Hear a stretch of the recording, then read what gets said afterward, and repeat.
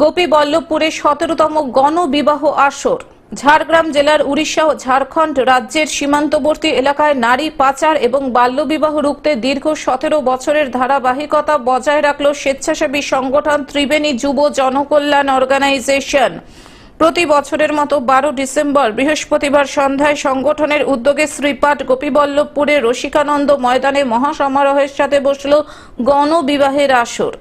ত্রিবেণী যুব জনকল্যাণ অর্গানাইজেশনের কর্মকর্তা তাদের এবছরের আয়োজনে মোট 15 জোড়া পাত্রপাত্রের বিয়ে দিলেন। 17 বছরের এই কর্মযজ্ঞে মোট 2487 জন পাত্রের বিয়ে দিয়ে এক প্রকার নজির গড়লেন সংগঠনের কর্মকর্তা। নবদম্পতি তাদের যে নূতনভাবে এই খেলার দায়িত্ব সহকারে তাদের সমস্ত কিছু দায়িত্ব নিজের কাঁধে নিচ্ছি, এটা একটা সবথেকে বড় গৌরবের বিষয়।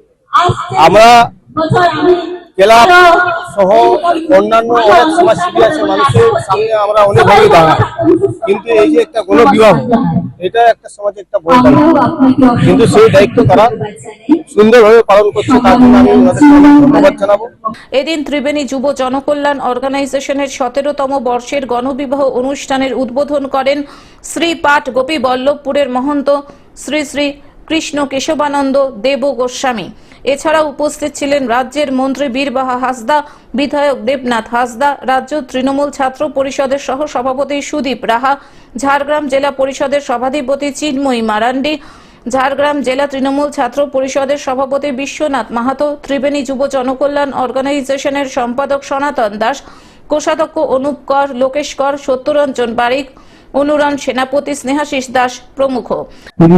87 জোড়া টোটাল 2487 জোড়া পেয়ারের আমরা আজকে শাদী হচ্ছে এই মুহূর্তে। আজকের ডেটে 15 জন পাত্রপাত্রী দিয়ে দিচ্ছি। এদিন রাত ভোর মঞ্চে অনুষ্ঠান এবং বিবাহ রীতি মেনে পাত্রপাত্রীদের বিবাহ দেওয়া হয়। পাশাপাশি সংগঠনের পক্ষ থেকে নবদম্পতিদের জন্য দেওয়া হয় নানান ধরনের দান সামগ্রী।